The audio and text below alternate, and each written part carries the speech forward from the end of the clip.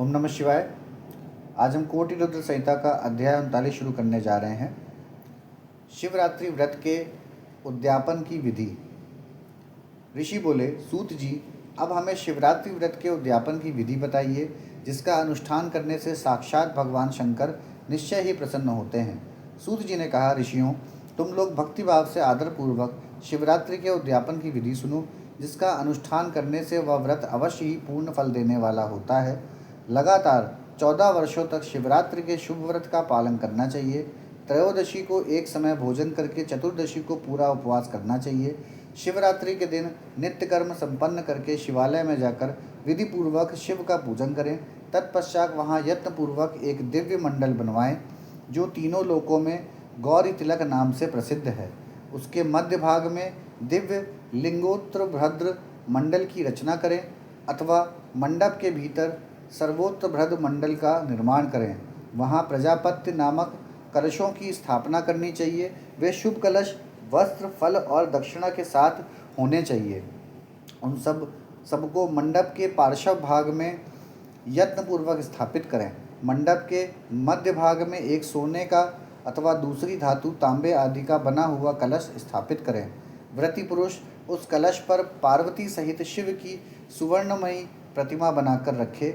वह प्रतिमा एक पल अथवा आधे पल यानी कि 1 या आधे तोले सोने की होनी चाहिए, या जैसी अपनी शक्ति हो उसके अनुसार प्रतिमा बनवा लें। वाम भाग में पार्वती की और दक्षिण भाग में शिव जी की प्रतिमा स्थापित करके रात्रि में उनका पूजन करें। आलस्य छोड़कर पूजन का काम करना चाहिए। उस कार्य में 4 ऋत्वजों के साथ एक पवित्र आचार्य का वर्ण करें और उन सबकी आज्ञा लेकर भक्तिपूर्वक शिव की पूजा करें। रात को प्रत्येक प्रहर में पृथक पृथक पूजा करते हुए जागरण करें। व्रती पुरुष भगवत से संबंधी कीर्तन, गीत एवं नृत्य आदि के द्वारा सारी रात बिताए। इस प्रकार विधिवत पूजन पूर्वक भगवान शिव को संतुष्ट करके प्रातःकाल पुनः पूजन करने के पश्चात सविधि होम करें।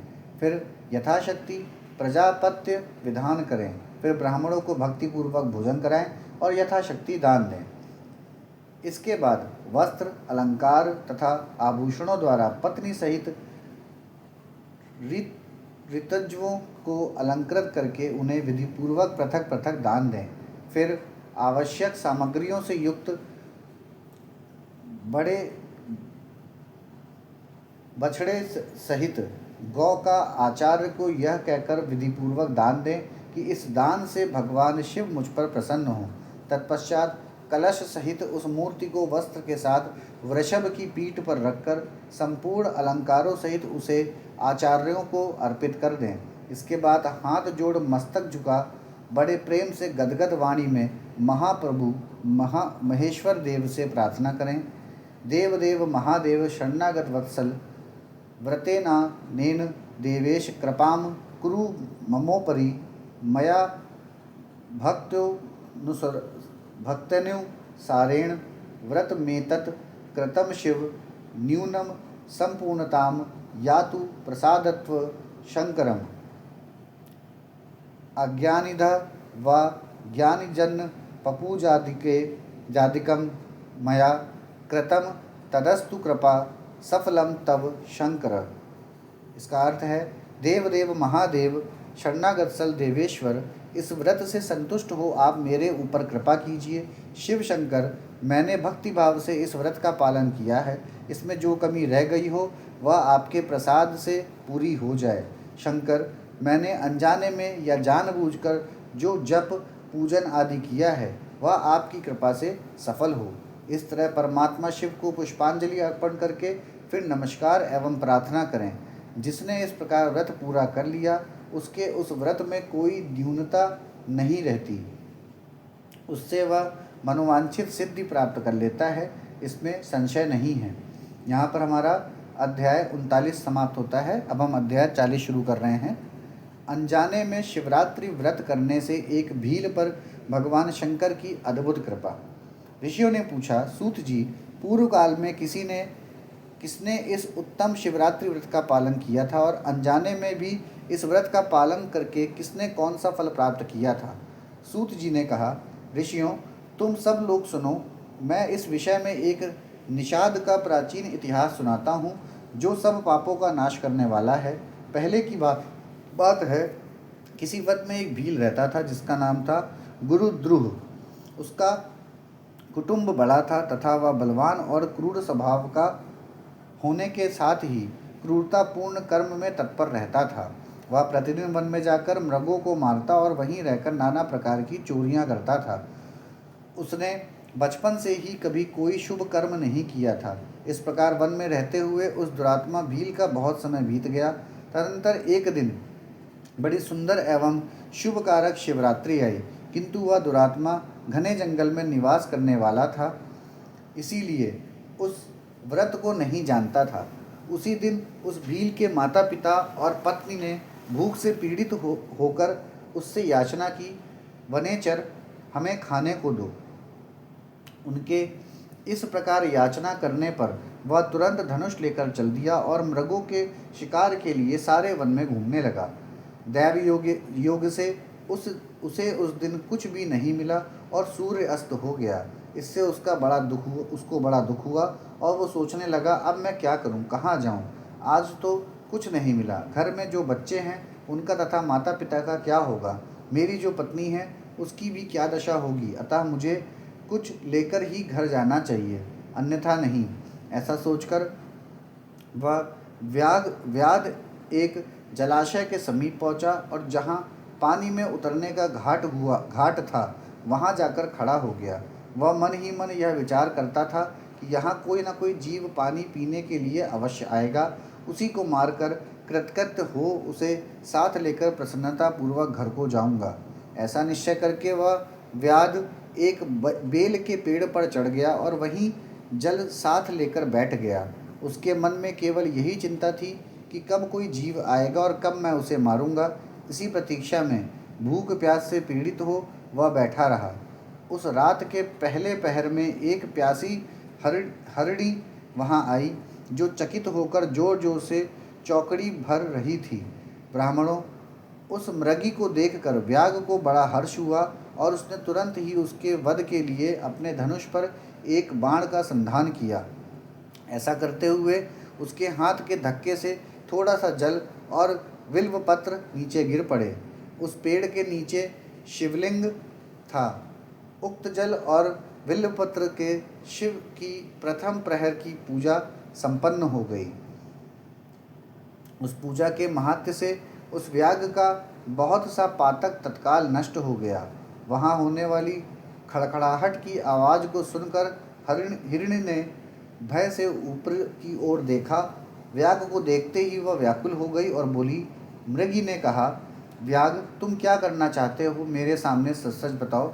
हिरणी की वह बात सुनकर व्याघ ने कहा, आज मेरे कुटुंब के लोग भूखे हैं, अतः तुमको मारकर उनकी भूख मिटाऊंगा, उन्हें तृप्त करूंगा। व्याघ का वह दारुण वचन सुनकर तथा जिसे रोकना कठिन था, उस दुष्ट भील को बाण ताने देखकर मृगी सोचने लगी कि अब मैं क्या करूं, कहाँ जाऊं? अच्छा, कोई उपाय रचती हूँ। ऐसा विचार कर उसने वहाँ इस प्रकार कहा। मृगी बोली, भील, मेरे मांस से तुमको सुख होगा। इस अनर्थकारी शरीर के लिए इससे अधिक महान पुण्य का कार्य और क्या हो सकता है? उपकार करने वाले प्राणी को इस लोक में जो पुण्य प्राप्त होता है उसका 100 वर्षों में भी वर्णन नहीं किया जा सकता। परंतु इस समय मेरे सब बच्चे मेरे आश्रम में ही हैं। मैं उन्हें अपनी बहन को अथवा स्वामी को सौंप कर लौट आऊँगी। वनेचर, तुम मेरी इस बात को मिथ्या न समझो। मैं फिर तुम्हारे पास लौट आऊँगी, इसमें संशय नहीं है। सत्य से ही धरती टिकी हुई है, सत्य से ही समुद्र अपनी मर्यादा में स्थित है और सत्य से ही निर्झरों से जल की धाराएं गिरती रहती हैं। सत्य में ही सब कुछ स्थित है। सूत जी कहते हैं, मृगी के ऐसा कहने पर भी जब व्याघ ने उसकी बात नहीं मानी, तब उसने अत्यंत विस्मित एवं भयभीत हो पुनः इस प्रकार कहना आरंभ किया। मृगी बोली, व्याघ, सुनो, मैं तुम्हारे सामने ऐसी शपथ खाती हूँ जिससे घर जाने पर मैं अवश्य तुम्हारे पास लौट आऊँगी। ब्राह्मण यदि वेद बेचें और तीनों काल संध्या ना करें तो उसे जो पाप लगता है पति की आज्ञा का उल्लंघन करके स्वेच्छानुसार कार्य करने वाली स्त्रियों को जिस पाप की प्राप्ति होती है, किए हुए उपकार को ना मानने वाले, भगवान शंकर से विमुख रहने वाले, दूसरों से द्रोह करने वाले, धर्म को लांघने वाले तथा विश्वासघात और छल करने वाले लोगों को जो पाप लगता है, उसी पाप से मैं भी लिप्त हो जाऊं यदि लौटकर यहाँ ना आऊं। इस तरह अनेक शपथ खाकर जब मृगी चुपचाप खड़ी हो गई, तब उस व्याघ ने उस पर विश्वास करके कहा, अच्छा अब तुम अपने घर को जाओ। तब वह मृगी बड़े हर्ष के साथ पानी पीकर अपने आश्रम मंडल में गई। इतने में ही रात का वह पहला प्रहर व्याघ के जागते ही जागते बीत गया। तब उस हिरणी की बहन दूसरी मृगी, जिसका पहली ने स्मरण किया था, उसी की राह देखती हुई जल पीने के लिए वहां आ गई। उसे देखकर भील ने स्वयं बाण को तरकश से खींचा। ऐसा करते समय पुनः पहले की भांति भगवान शिव के ऊपर जल और बिल्व पत्र गिरे। उसके द्वारा महात्मा शंभु की दूसरे प्रहर की पूजा संपन्न हो गई। यद्यपि वह प्रसंगवश ही हुई थी, तो भी व्याघ के लिए सुखदायिनी हो गई। मृगी ने उसे बाण खींचते हुए देखा। वनेचर बाण खींचते हुए देख के पूछा, वनेचर यह क्या करते हो? व्याघ ने पूर्वत उत्तर दिया, मैं अपने भूखे कुटुंब को तृप्त करने के लिए तुझे मारूंगा। यह सुनकर वह मृगी बोली। मृगी ने कहा, व्याघ मेरी बात सुनो, मैं धन्य हूँ, मेरा देह धारण सफल हो गया, क्योंकि इस अनित्य शरीर के द्वारा उपकार होगा। परंतु मेरे छोटे छोटे बच्चे घर में हैं, अतः मैं एक बार जाकर उन्हें अपने स्वामी को सौंप दूं, फिर तुम्हारे पास लौट आऊँगी। व्याघ बोला, तुम्हारी बात पर मुझे विश्वास नहीं है, मैं तुझे मारूंगा, इसमें संशय नहीं है। यह सुनकर वह हिरणी भगवान विष्णु की शपथ खाती हुई बोली, व्याघ जो कुछ मैं कहती हूँ उसे सुनो। यदि मैं लौटकर ना आऊँ तो अपना सारा पुण्य हार जाऊँ, क्योंकि जो वचन देकर उससे पलट जाता है वह अपने पुण्य को हार जाता है। जो पुरुष अपनी विवाहिता स्त्री को त्याग कर दूसरी के पास जाता है, वैदिक धर्म का उल्लंघन करके कपोल कल्पित धर्म पर चलता है, भगवान विष्णु का भक्त होकर शिव की निंदा करता है, माता पिता की निधन तिथि को श्राद्ध आदि न करके उसे सूना बिता देता है तथा मन में संताप का अनुभव करके अपने दिए हुए वचन को पूरा करता है, ऐसे लोगों को जो पाप लगता है वही मुझे भी लगे यदि मैं लौटकर ना आऊँ। सूत जी कहते हैं, उसके ऐसा कहने पर व्याघ ने उस मृगी से कहा, जाओ। मृगी जल पीकर हर्षपूर्वक अपने आश्रम को गई। इतने में ही रात का दूसरा पहर भी व्याघ के जागते जागते बीत गया। इसी समय तीसरा पहर आरंभ हो जाने पर मृगी के लौटने में बहुत विलंब हुआ। जान चकित हो व्याघ उसकी खोज करने लगा। इतने में ही उसने जल के मार्ग में एक हिरन को देखा। वह बड़ा हृष्ट पुष्ट था। उसे देखकर वनेचर को बड़ा हर्ष हुआ और वह धनुष पर बाण रखकर उसे मार डालने को उद्यत हुआ। ऐसा करते समय उसके प्रारब्धवश कुछ जल और बिल्वपत्र शिवलिंग पर गिरे। उससे उसके सौभाग्य से भगवान शिव की तीसरे प्रहर की पूजा संपन्न हो गई। इस तरह भगवान ने उस पर अपनी दया दिखाई। पत्तों के गिरने आदि का शब्द सुनकर उस मृग ने व्याघ की ओर देखा और पूछा, क्या करते हो? व्याघ ने उत्तर दिया, मैं अपने कुटुंब को भोजन देने के लिए तुम्हारा वध करूँगा। व्याध की यह बात सुनकर हिरण के मन में बड़ा हर्ष हुआ और तुरंत ही व्याध से इस प्रकार बोला। हिरण ने कहा, मैं धन्य हूँ, मेरा हष्ट पुष्ट होना सफल हो गया, क्योंकि मेरे शरीर से आप लोगों की तृप्ति होगी। जिसका शरीर परोपकार के काम में नहीं आता, उसका सब कुछ व्यर्थ चला गया।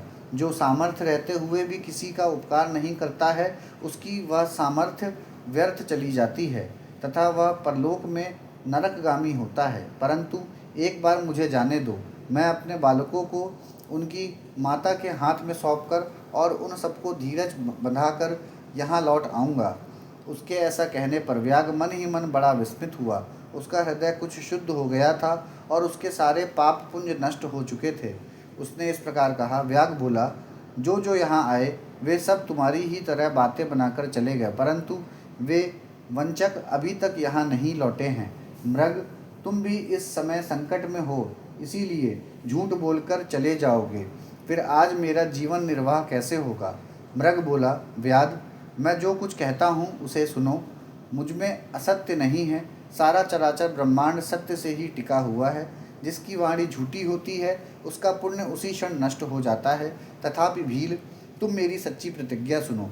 संध्या काल में मैथुन तथा शिवरात्रि के दिन भोजन करने से जो पाप लगता है, झूठी गवाही देने, धरोहर को हड़प लेने तथा संध्या न करने से द्विज को जो पाप होता है, वही पाप मुझे भी लगे यदि मैं लौटकर ना आऊँ। जिसके मुख से कभी शिव का नाम नहीं निकलता, जो सामर्थ्य रहते हुए भी दूसरों का उपकार नहीं करता, पर्व के दिन श्रीफल तोड़ता, अभस्य भक्षण करता तथा शिव की पूजा किए बिना और भस्म लगाए बिना भोजन कर लेता है, इन सबका पातक मुझे लगे यदि मैं लौटकर ना आऊँ। सूत जी कहते हैं, उसकी बात सुनकर व्याघ्र ने कहा, जाओ शीघ्र लौटना। व्याघ्र के ऐसा कहने पर मृग पानी पीकर चला गया। वे सब अपने आश्रम पर मिले। तीनों ही प्रतिज्ञाबद्ध हो चुके थे। आपस में एक दूसरे के वृतांत को भलीभांति सुनकर सत्य के पाश में बंधे हुए उन सब ने यही निश्चय किया कि वहाँ अवश्य जाना चाहिए। इस निश्चय के बाद वहाँ बालकों को आश्वासन देकर वे सब के सब जाने के लिए उत्सुक हो गए। उस समय जेठी मृगी ने वहाँ अपने स्वामी से कहा, स्वामिन, आपके बिना यहाँ बालक कैसे रहेंगे। प्रभु, मैंने ही वहाँ पहले जाकर प्रतिज्ञा की है, इसीलिए केवल मुझको जाना चाहिए, आप दोनों यहीं रहें। उसकी यह बात सुनकर छोटी मृगी बोली, बहन, मैं तुम्हारी सेविका हूँ, इसीलिए आज मैं ही व्याघ्र के पास जाती हूँ, तुम यहीं रहो। यह सुनकर मृग बोला, मैं ही वहाँ जाता हूँ, तुम दोनों यहाँ रहो, क्योंकि शिशुओं की रक्षा माता से होती है। स्वामी की यह बात सुनकर उन दोनों मृगियों ने धर्म की दृष्टि से उसे स्वीकार नहीं किया। वे दोनों अपने पति से प्रेम पूर्वक बोली, प्रभो, पति के बिना इस जीवन को धिक्कार है। तब उन सब ने अपने बच्चों को सांत्वना देकर उन्हें पड़ोसियों के हाथ में सौंप दिया और स्वयं शीघ्र ही उस स्थान को प्रस्थान किया जहाँ वह व्याध शिरोमणि उनकी प्रतीक्षा में बैठा था। उन्हें जाते देख उनके वे सब बच्चे भी पीछे पीछे चले आए। उन्होंने यह निश्चय कर लिया था कि इन माता पिता की जो गति होगी वही हमारी भी हो। उन सबको एक साथ आया देख व्याघ्र को बड़ा हर्ष हुआ। उसने धनुष पर बाण रखा। उस समय पुनः जल और बिल्वपत्र शिव के ऊपर गिरे। उससे शिव की चौथी प्रहर की शुभ पूजा भी संपन्न हो गई। उस समय व्याघ्र का सारा पाप तत्काल भस्म हो गया। इतने में ही दोनों मृगियां और मृग बोल उठे, व्याघ्र शिरोमणे, शीघ्र कृपा करके हमारे शरीर को सार्थक करो। उनकी यह बात सुनकर व्याघ्र को बड़ा विस्मय हुआ। शिव पूजा के प्रभाव से उसको दुर्लभ ज्ञान प्राप्त हो गया। उसने सोचा, यह मृग ज्ञानहीन पशु होने पर भी धन्य है, सर्वथा आदरणीय है, क्योंकि अपने शरीर से ही परोपकार में लगे हुए हैं। मैंने इस समय मनुष्य जन्म पाकर भी किस पुरुषार्थ का साधन किया। दूसरे के शरीर को पीड़ा देकर अपने शरीर को पोसा है। प्रतिदिन अनेक प्रकार के पाप करके अपने कुटुंब का पालन किया है। हाय, ऐसे पाप करके मेरी क्या गति होगी, अथवा मैं किस गति को प्राप्त होऊंगा। मैंने जन्म से लेकर अब तक जो पातक किया है उसका इस समय मुझे स्मरण हो रहा है। मेरे जीवन को धिक्कार है, धिक्कार है। इस प्रकार ज्ञान संपन्न होकर व्याघ्र ने अपने बाण को रोक लिया और कहा, श्रेष्ठ मृगों, तुम जाओ, तुम्हारा जीवन धन्य है। व्याघ्र के ऐसा कहने पर भगवान शंकर तत्काल प्रसन्न हो गए और उन्होंने व्याघ्र को अपने सम्मानित एवं पूजित स्वरूप का दर्शन कराया तथा कृपा पूर्वक उसके शरीर का स्पर्श करके उससे प्रेम से कहा, भील, मैं तुम्हारे व्रत से प्रसन्न हूँ, वर मांगो। व्याघ्र भी भगवान शिव के उस रूप को देखकर तत्काल जीवन मुक्त हो गया और मैंने सब कुछ पा लिया, यूँ कहता हुआ उनके चरणों के आगे गिर पड़ा। उसके इस भाव को देखकर भगवान शिव भी मन ही मन बड़े प्रसन्न हुए और उसे गुह नाम देकर कृपा दृष्टि से देखते हुए उन्होंने उसे दिव्य वर दिए।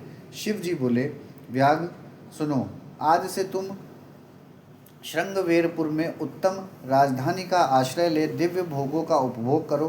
तुम्हारे वंश की वृद्धि निर्विघ्न रूप से होती रहेगी। देवता भी तुम्हारी प्रशंसा करेंगे।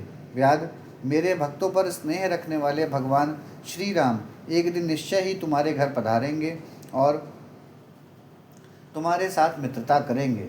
तुम मेरी सेवा में मन लगाकर दुर्लभ मोक्ष पा जाओगे। इसी समय वे सब मृग भगवान शंकर का दर्शन और प्रणाम करके मृग योनि से मुक्त हो गए तथा दिव्य देहधारी हो विमान पर बैठकर शिव के दर्शन मात्र से शाप मुक्त हो दिव्य धाम को चले गए। तब से अबुर्द पर्वत पर भगवान शिव व्याधेश्वर नाम से प्रसिद्ध हुए, जो दर्शन और पूजन करने पर तत्काल भोग और मोक्ष प्रदान करने वाले हैं। महर्षियों, वह व्याध भी उस दिन से दिव्य भोगों का उपभोग करता हुआ अपनी राजधानी में रहने लगा। उसने भगवान श्री राम की कृपा पाकर शिव का सायुज्य प्राप्त कर लिया। अनजाने में ही इस व्रत का अनुष्ठान करने से उसको सायुज्य मोक्ष मिल गया। फिर जो भक्ति भाव से संपन्न होकर इस व्रत को करते हैं, वे शिव का शुभ सायुज्य प्राप्त कर ले। इसके लिए तो कहना ही क्या है। संपूर्ण शास्त्रों तथा अनेक प्रकार के धर्मों के विषय में भलीभांति विचार करके इस शिवरात्रि व्रत को सबसे उत्तम बताया गया है। इस लोक में जो नाना प्रकार के व्रत, विविध तीर्थ, भांति भांति के विचित्र दान, अनेक प्रकार के यज्ञ, तरह तरह के तप तथा बहुत से जप हैं, वे सब इस शिवरात्रि व्रत की समानता नहीं कर पाते। इसीलिए अपना हित चाहने वाले मनुष्यों को इस शुभतर व्रत का अवश्य पालन करना चाहिए। यह शिवरात्रि व्रत दिव्य है, इससे सदा भोग और मोक्ष की प्राप्ति होती है। महर्षियों, यह शुभ शिवरात्रि व्रत व्रतराज के नाम से विख्यात है। इसके विषय में सब बातें मैंने तुम्हें बता दी। अब और क्या सुनना चाहते हो? यहाँ पर हमारा अध्याय 40 समाप्त होता है। ओम नमः शिवाय।